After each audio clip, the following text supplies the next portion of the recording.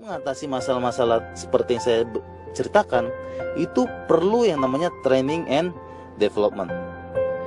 Kalau berbicara training, maka bentuknya adalah pelatihan di mana sebagai seorang trainer, Anda perlu menguasai materi atau ilmu yang Anda latih. Tentu saja dong, kalau Anda seorang trainer sales, berarti Anda sudah harus memiliki kemampuan sales yang baik, keterampilan menjual yang baik, lalu Anda bisa katakan, saya mau nularkan ilmu saya mau transfer ilmu saya kepada Anda, sehingga Anda memiliki keterampilan yang sama seperti saya. Oke, nah jika berbicara tentang development, maka salah satu cara yang terbaik adalah coaching. Apa itu coaching? Coaching pada dasarnya, bayangkan aja, itu dari asal katanya itu coach itu kereta, berarti coach itu akan membawa seseorang dari satu tempat menuju tempat lain. Ya, tempat lain ini bisa diartikan adalah target, goals, outcome yang ingin dicapai. Sedangkan posisi saat ini bisa kita katakan, saat ini orang tersebut kondisi current state-nya seperti apa, pencapaian saat ini seperti apa, situasi yang dialami orang tersebut saat ini apa.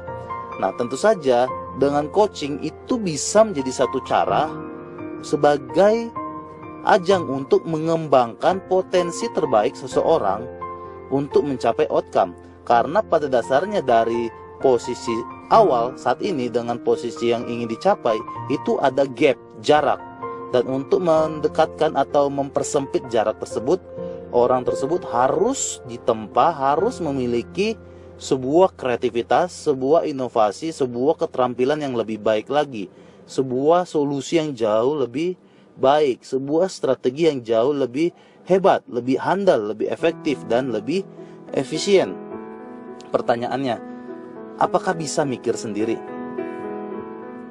Nah, ini penting sekali. Ketika kita berpikir sendiri, kita sangat dipengaruhi oleh banyak hal dalam diri kita. Stres lah, kemudian kita banyak utang lah, banyak cicilan lah. Artinya ketika kita memikirkan, kita biasanya cenderung sangat-sangat subjektif. Ketika kita memikirkan solusi untuk diri sendiri, apalagi dalam konteks perusahaan, kita akan berpikir bagaimana caranya sebuah solusi yang bisa memenuhi banget kebutuhan saya pribadi, tanpa perlu memikirkan apakah perusahaan itu maju nggak dengan solusi tersebut.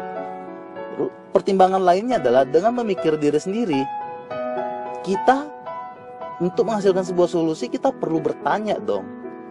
Pertanyaan ini akan menentukan bagaimana cara Anda menghasilkan jawaban. Jadi kalau pertanyaan Anda tidak berdasarkan solusi, kemungkinan besar tidak akan ada solusi. Misalnya, jika Anda bertanya, mengapa hal ini bisa terjadi? Anggap saja kalau perusahaan itu tidak capai target, ya. Lalu kemudian Anda sebagai sales itu tidak capai target juga. Secara keseluruhan perusahaan tidak capai target, Anda sebagai seorang sales juga tidak capai target. Anda bertanya, kenapa ya kok bisa seperti ini ya? Kenapa ya kok perusahaan ini kok jelek banget ya? Kenapa sih kalau perusahaan ini gak bisa perform ya? Bayangkan, itu pertanyaan-pertanyaan yang kalau kita berpikir sendiri, kira-kira jawabannya itu memecahkan masalah atau tidak? Bandingkan dengan pertanyaan berikutnya. Jika situasinya seperti ini, apa yang harus saya lakukan?